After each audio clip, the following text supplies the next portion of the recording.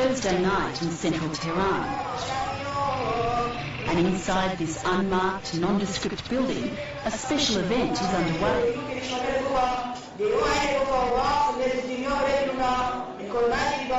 Some of Iran's 25,000-strong Jewish community are celebrating the festival of Purim, commemorating the ancient tale of a plot to kill all the Jews of the Persian Empire. It's a story of survival that shows the deep Jewish roots here, going back more than 2,500 years.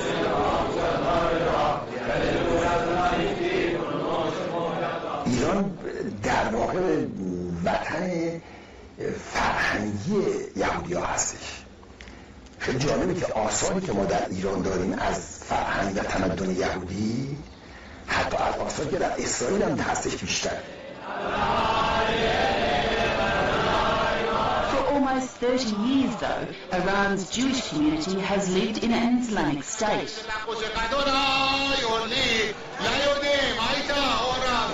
Synagogue board member Robert Halder believes the Islamic Revolution of 1979 was good for their faith. من میتونم بگم که انقلاب اسلامی ارمغانی که برای جامعه ما آورده اینه که ما هم بعد از این انقلاب بیشتر کلمیان ایران مذهبی هستن، مذهبی شدن.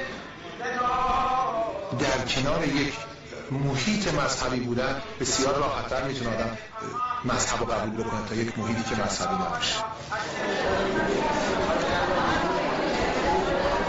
Robert Halder is one of the few people here who agreed to speak with me.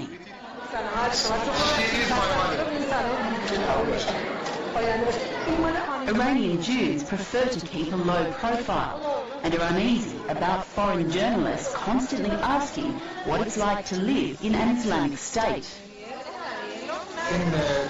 من نمیدونم که چرا مهم هست برای جهانیان. ما الان همه چیز رو اینجا به راحتی ما داریم انجام میدیم. ما تمام مسائل فرهنگیمون، مذهبیمون، شما الان دیدید جشنهامون، مدارسمون، تعطیلاتمون، همه چیز رو در کمال آزادی داریم. ولی با همونطور که گفتم شاید این درست انعکاس پیدا نمی‌کنه به خارج. The existence of a Jewish community here has long fascinated the West, primarily because of the Iranian government's hostility towards the Jewish state, Israel.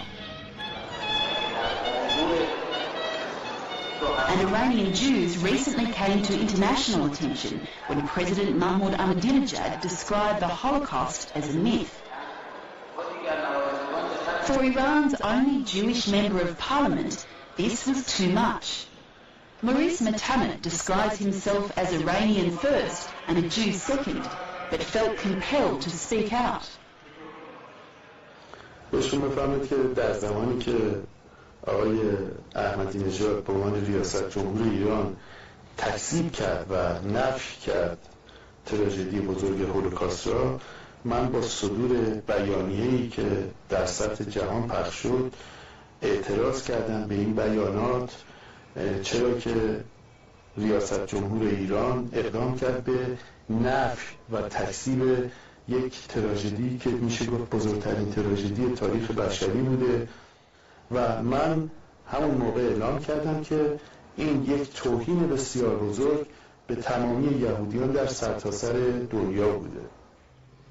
Despite the controversy caused by Ahmadinejad's comments, Maurice Metamet says the president was not supported by other Iranian politicians and later appeared to modify his views. Holocaust denial is frequently linked with anti-Semitism. Did the president's comments make you feel insecure about the position of the Iranian Jewish community? خوشبختانه حالت ناامنی تا به حال در جامعه کلمیان مشاهده نشده و دلیل اصلی اون هم این بوده که سیاست کلی دولت ایران، کشور ایران به هیچ وجه یهودی ستیزی نبوده و انشاءالله در آینده هم نخواهد بود. In modern day Iran, there are virtually no cases of anti-Semitic violence. of the kind you hear about in some parts of Europe. Indeed, all indications are that Jews and Muslims live harmoniously. Nowhere is this better illustrated than here, at this Jewish hospital in southern Tehran. It's one of only 4 Jewish charity hospitals in the world, and reputedly one of the best hospitals in the country. I'm shown around by a Muslim man who's worked here for 2 decades. Intensive care unit. Staff here are Muslim and Jewish, as are patients. Barangas Hasidim, a Jew, is in charge of administration. Whoever comes to our hospital, we are asking what's your pain, what you are suffering from. We are not asking what's their religion or how they think or what's their ideology. No, and most of the patients, more than 95 patients that we are treating in this hospital, they are un-Jewish. The hospital runs primarily on donations from Jews both in Iran and abroad, though recently the government of President Ahmadinejad made a donation of 25 million tomans, or 32,000 Australian dollars. 25 million is not a significant payment and a significant amount according to our costs. But in the other hand, as a part of this donation have a cultural effect on us, and said that government wants the hospital to persist and to work and to serve Iranian population. So it was a positive message, yes, as well as actual... it's a positive message. This message said to us that condition is not very bad, and there is not a specific problem between Iranian Jewish society and Ahmadinejad government. Albeit discreet Jewish presence. Inside this building is a Jewish library, with books in Hebrew and in Persian, where pictures of Islamic revolutionary leader Ayatollah Khomeini and Moses sit side by side. There's a kosher butchery, where kosher meat is served up by Muslim butchers. And there is also at least one kosher restaurant. It's here I try and talk to some young Iranian Jews who believe their country is misunderstood in the West.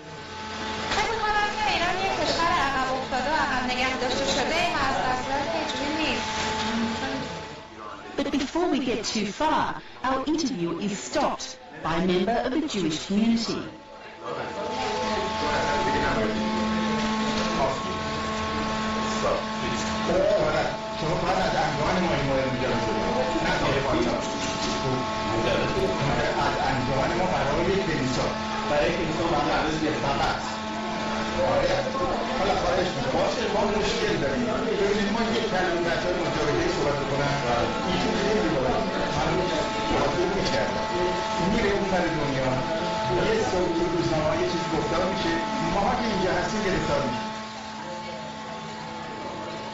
Free speech is limited for everyone in Iran, so this incident is not necessarily evidence that Jews are being singled out.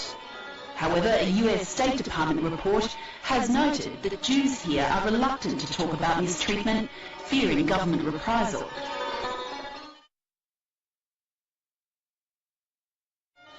Moses Baba, a well-known Tehran identity and antique dealer, is a good example of the fact that Iranian Jews enjoy a degree of freedom that would surprise many in the West. In recent years, Jews like Baba have been allowed to freely visit Iran's archenemy, Israel.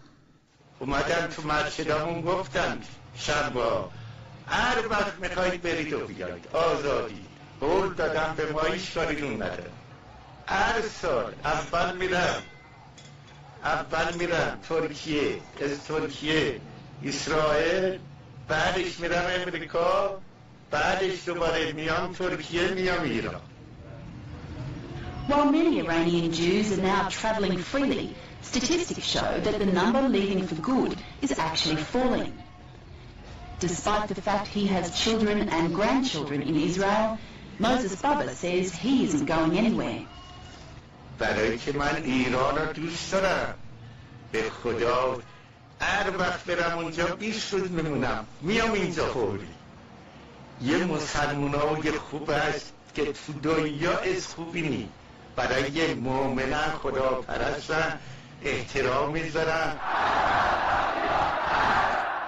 Amazingly, it was the Islamic Revolution's leader, Ayatollah Khomeini, who paved the way for the protection of Jews in the Islamic State.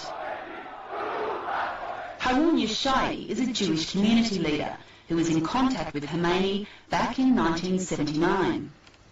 و نظر قطعی و روشن امام در این بود که سیونیسم یک جریان سیاسی است و البته ایشون در مقابل جریان سیاسی هستند و یهودیت یک دین مورد احترام ایشونه و یهودیان ایران هم که ایشون در نطق خودشون هم گفتن یهودیان ایران شهروندان ایرانی هستند و حقوق شهروندانشون مثل هر هموطن دیگری برای محفوظ خواهد.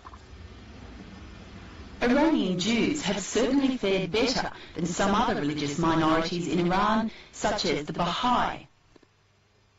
But Maurice Mutamed, the Jewish Member of Parliament, says discrimination does exist. ولی که منظور مقایسه باشه بین حقوق اقلیت‌های دینی و بدنی اصلی جامعه که مسلمانان هستند، خب باید بگیم که یک تمایزها و تفاوت‌هایی وجود داره که ما بعضاً اونها رو مرتفع کردیم و دنبال رفع سایر مسائل و مشکلات خودمون هستیم. These problems include a law that says if one member of a Jewish family converts to Islam, then they will inherit over the other members. There's also discrimination in the workplace. Jews can't take sensitive positions in the armed forces or intelligence and have problems rising to higher levels of management in some government departments. Down the road from the synagogue, a mural celebrates armed attacks on Israel. Does it trouble you that the Iranian government, at the very least, verbally support groups that attack and kill Jewish civilians in Israel? به شما فرمایید که من همیشه به عنوان نماینده جامعه کلیمیان در مجلس همیشه از این خشونت‌ها و به زمین ریخته شدن خون انسان‌های بیگناه از هر دو طرف، چه از طرف فلسطینی‌ها و چه از طرف یهودی‌ها. For Mutamed or any other Iranian Jew, supporting Israel is absolutely out of the question. فعلا دولت ایران سیاستش در عدم شناسایی دولت اسرائیل هست و خب سیاست ایجاب میکنه بعضی اوقات که شاید در جهت نرمش جلو رفتن و شاید زمانی در جهت یک مقداری خشن شدن اوضاع، ولی به هر صورت ما به عنوان قسمتی از ملت ایران هستیم و تابع نظرات دولت ایران.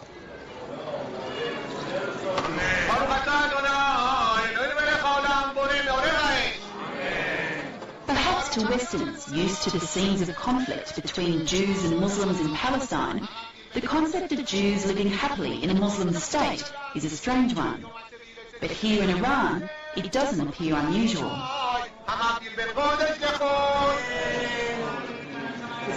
وقتی من مسلمان و شما کلیمی هستیم، یعنی این ارتباط فرهنگی ایرانیان با یهودیان بسیار بسیار عمیق‌تر از ارتباط اسلامیشون هست.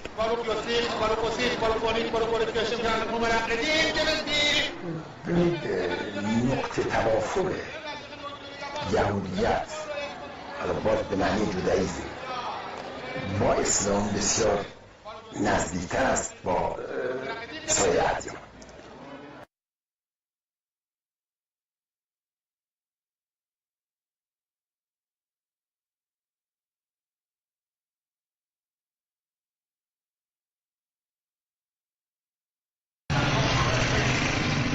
Thursday night in central Tehran,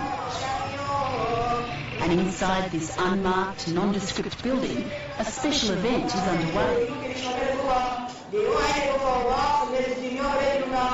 Some of Iran's 25,000 strong Jewish community are celebrating the festival of Purim,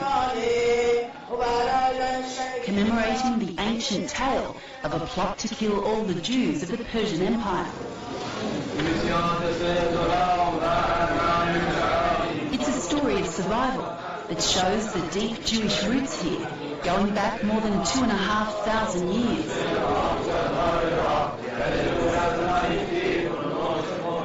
ایران در واقع وطن فرهنگی یهودی‌ها هستش. خیلی جالبه که آثاری که ما در ایران داریم از فرهنگ و تمدن یهودی حتی از آثاری که در اسرائیل هم هستش بیشتر. For almost 30 years, though, Iran's Jewish community has lived in an Islamic state.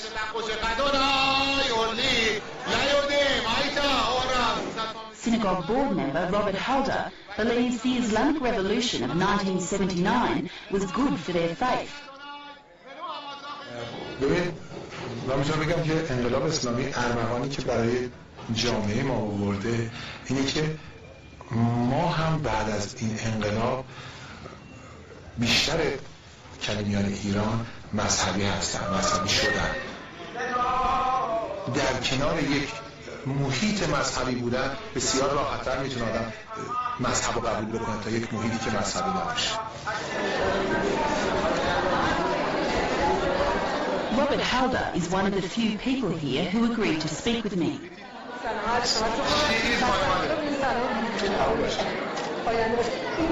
Iranian Jews prefer to keep a low profile and are uneasy about foreign journalists constantly asking what it's like to live in an Islamic state.